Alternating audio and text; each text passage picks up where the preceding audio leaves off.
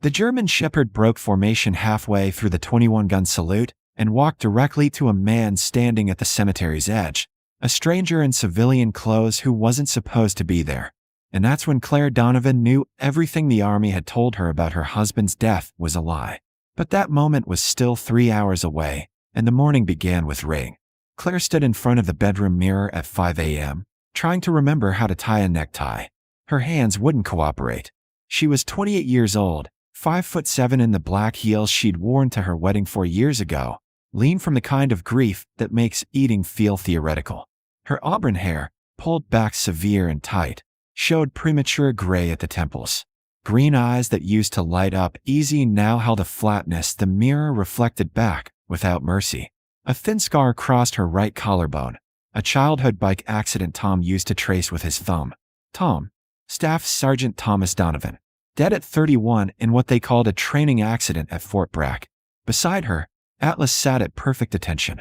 The black and tan German Shepherd was 4 years old, 75 pounds of muscle and discipline, with intelligent dark amber eyes and a notched left ear from an IED blast in Syria. He'd been Tom's K-9 partner for 2 years before Tom's unit redeployed stateside 6 months ago. The dog had been with Tom when he died, had been released to Claire afterward per Tom's service designation, and hadn't left her side since. She gave up on the tie, left it hanging loose. "Ready?" she whispered. Atlas's tail moved once. "Certain." The funeral was at Arlington National Cemetery, Section 60, where the wars that never quite ended buried their dead in perfect rows. Claire had driven up from their rental house in Alexandria before dawn, the dogs silent in the passenger seat, both of them wrapped in a grief too big for the car's small interior. The Army had been efficient in its compassion. Casualty assistance officer, benefits paperwork, the flag-folding ceremony they'd rehearsed to mechanical perfection. But they'd been vague about the specifics. Training accident. Live-fire exercise. Instantaneous. He didn't suffer. Except Tom had called her the night before he died, and his voice had been raw. Tight. Careful. If something happens, he'd said, Atlas knows. Trust the dog, Claire. Whatever they tell you, trust Atlas. She'd laughed it off, made him promise to stop watching spy thrillers. 20 hours later, he was dead. The cemetery was already filling when she arrived. Tom's family, his mother Margaret, trembling and diminished, his brother Eric, a lawyer from Boston who'd never understood why Tom chose the Army.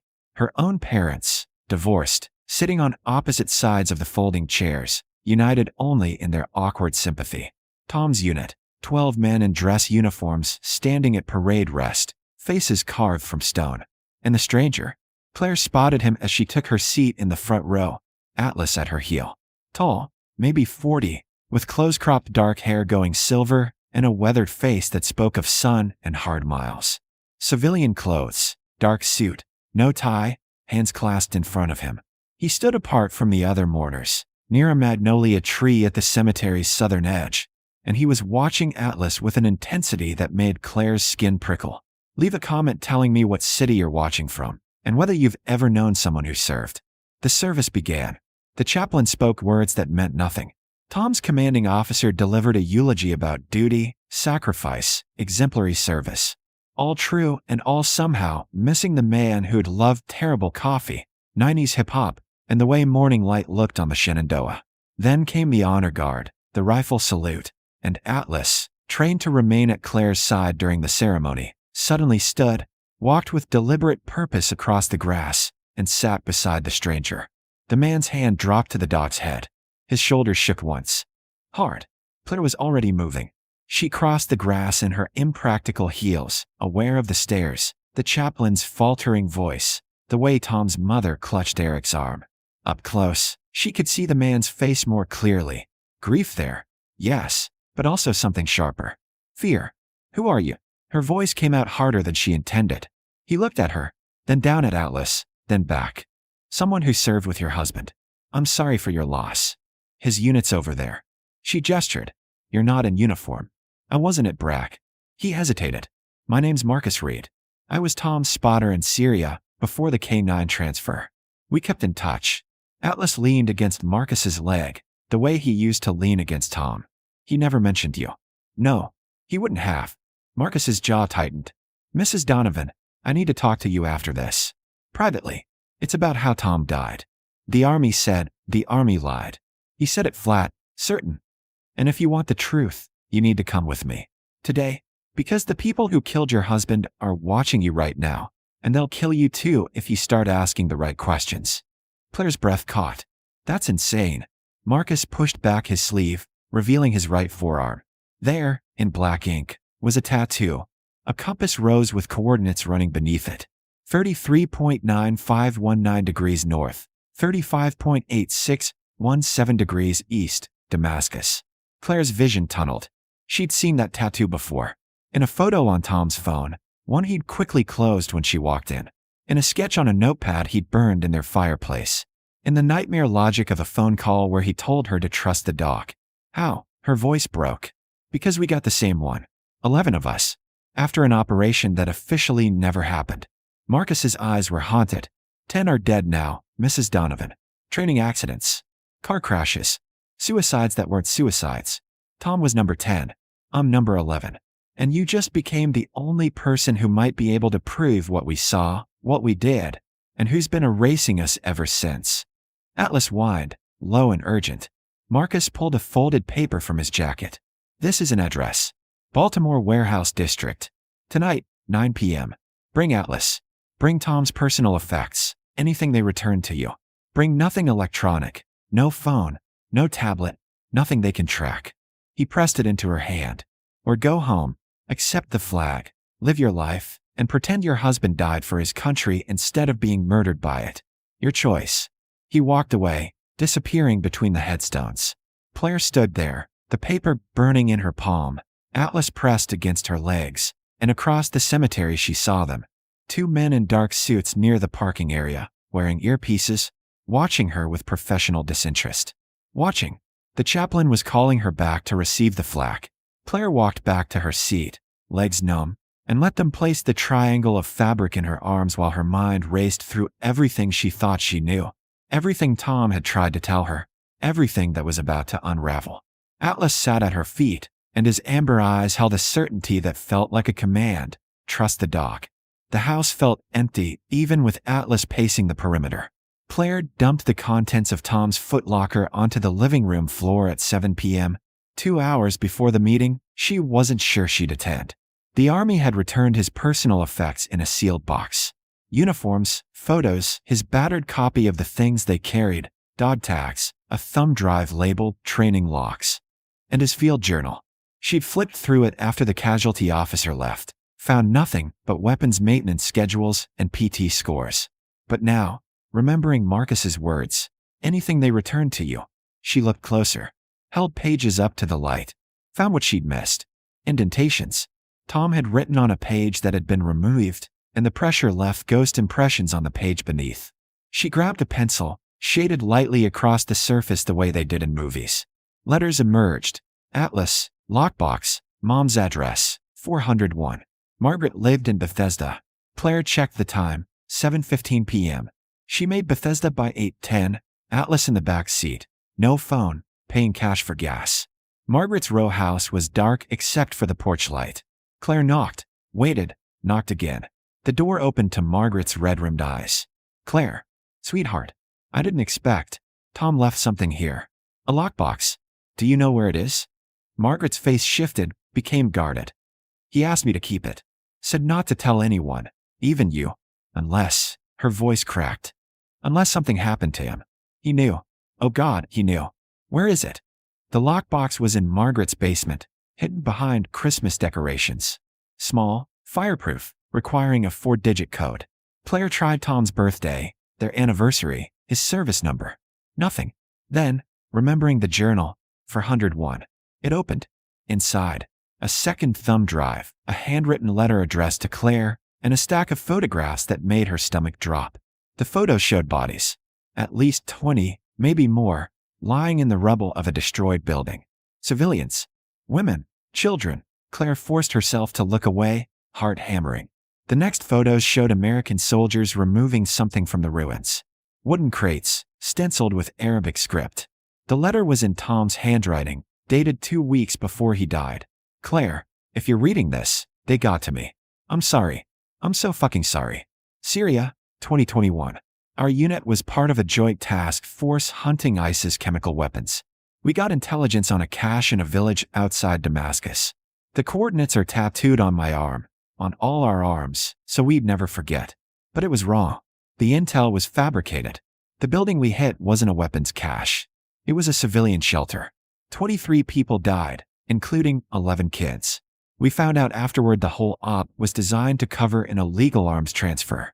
Someone in command sold weapons to a militia group, needed to destroy evidence, and used our unit to do it. Made it look like collateral damage from a legitimate strike. We were ordered to never speak of it.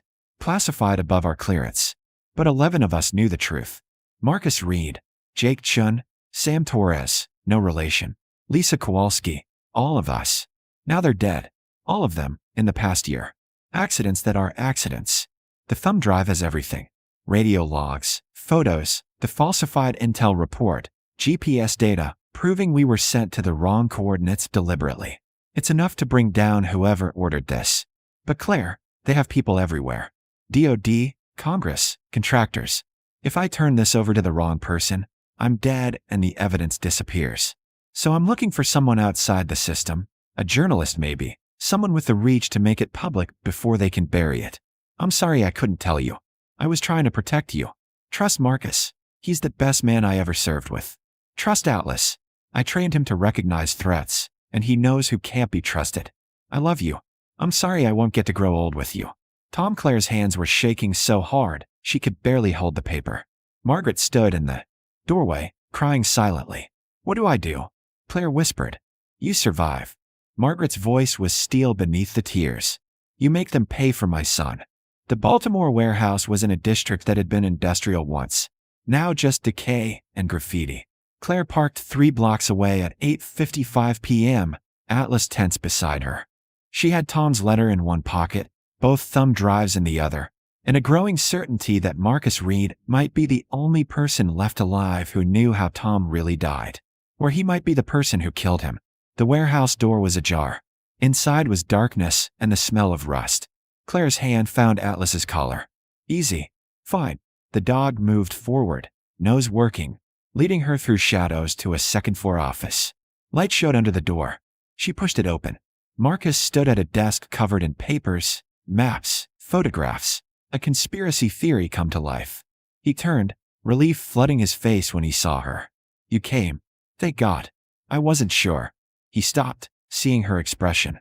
You found something. Who were you really? Claire's voice was flat. Not the cover story. The truth. Marcus sighed, ran a hand over his face. Army CID. Criminal Investigation Division. Undercover for the past year, investigating the deaths. Tom contacted me 3 months ago, said he had evidence, but didn't know who to trust.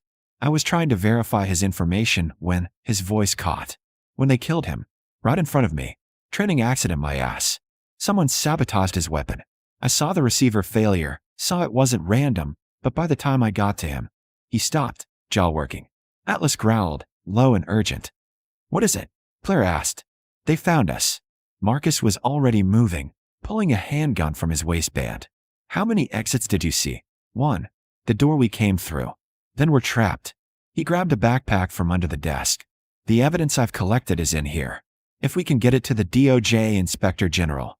The warehouse door below slammed open. Footsteps, multiple sets, moving fast. Marcus swore. Window. Fire escape. Go. But the window exploded inward in a shower of glass, and men in tactical gear poured through, 4, 5, 6 of them, weapons raised, moving with military precision. On the ground. Now, Claire's mind went blank with terror, but Atlas launched forward, hitting the first man's center mass, jaws locking on his arm. The man screamed. Someone fired. The shot went wide, punching through drywall. Marcus was moving, returning fire, yelling at Claire to get down, get out, run. And through the chaos, Claire saw him. The man directing the assault, standing in the doorway, wearing a suit instead of tactical gear.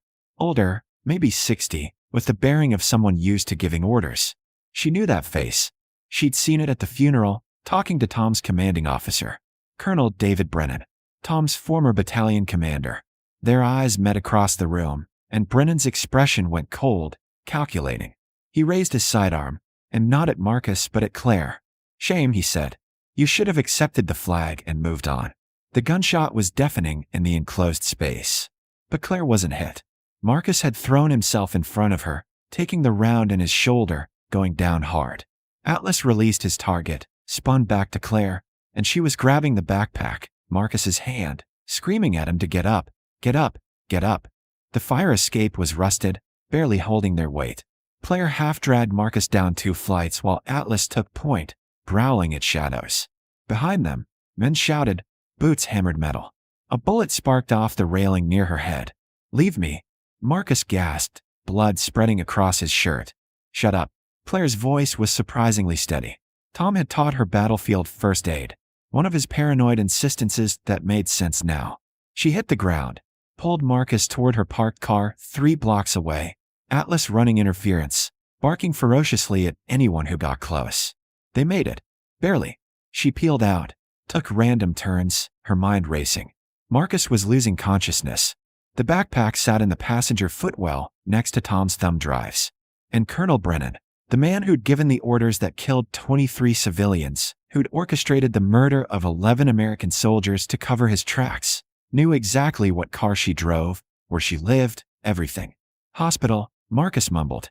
"Need to." Hospital means police means they'll take the evidence. Claire's hands were white-knuckled on the wheel. "Where do we go?"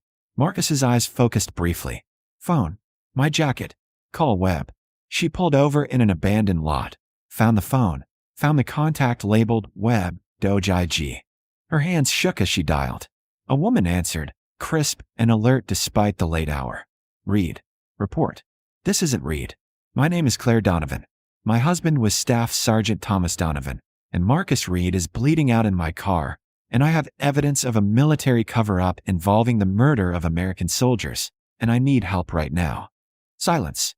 Then, "Your location." Claire gave it. "Stay there. Federal agents en route. 15 minutes. Mrs. Donovan, if Marcus trusted you enough to call me, that's good enough. Keep him alive. We're coming." 14 minutes later, 3 black SUVs surrounded them. Federal agents, real ones, with DOJ credentials and an urgency that felt different from the tactical team at the warehouse. They stabilized Marcus, loaded him into an ambulance under armed guard, and escorted Claire and Atlas to a secure facility in Quantico.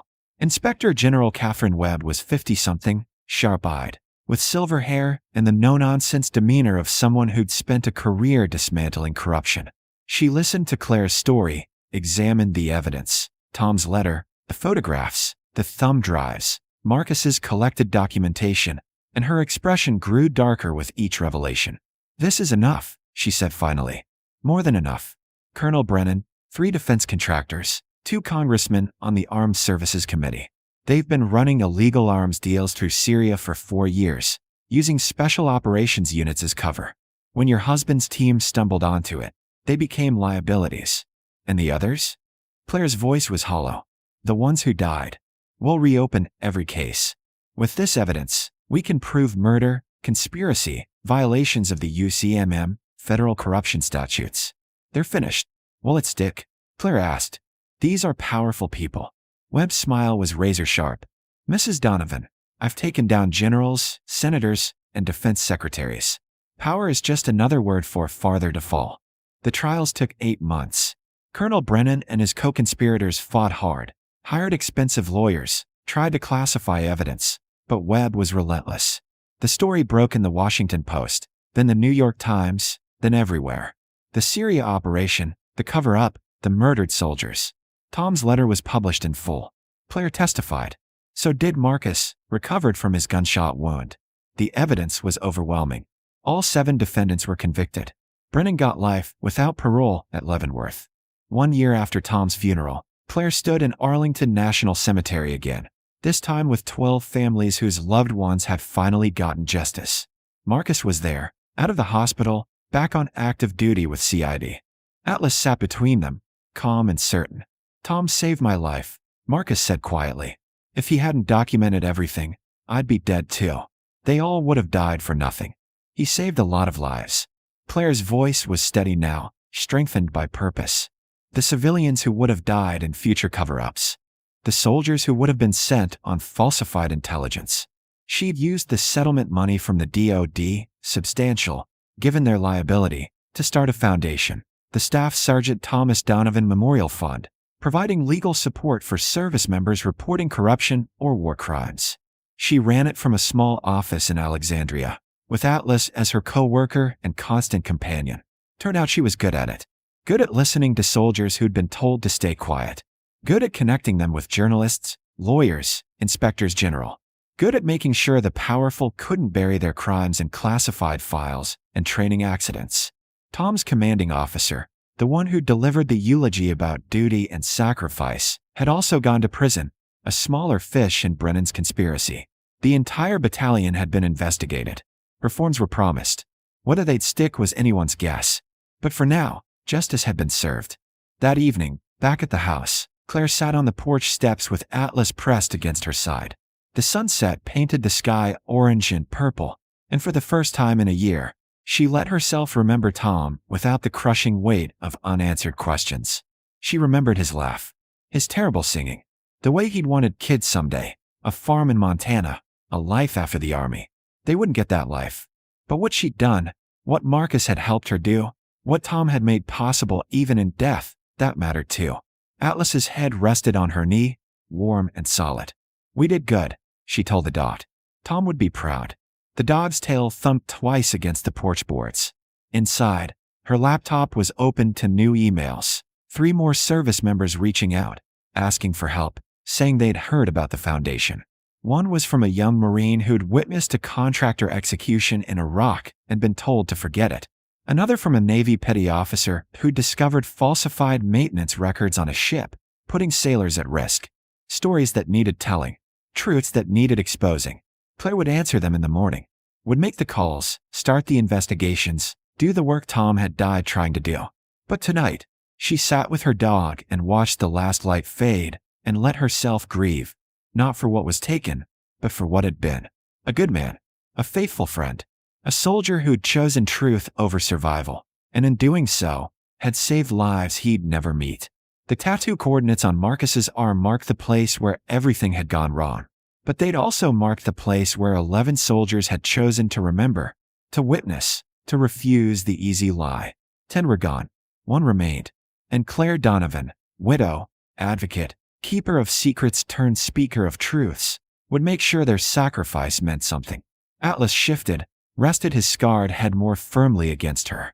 Together they sat in the quiet of an ordinary evening, 2 survivors holding watch, and for the first time since the funeral, Claire felt something like peace. The watch continued. The truth remained. And justice, hard-won and blood-bought, stood.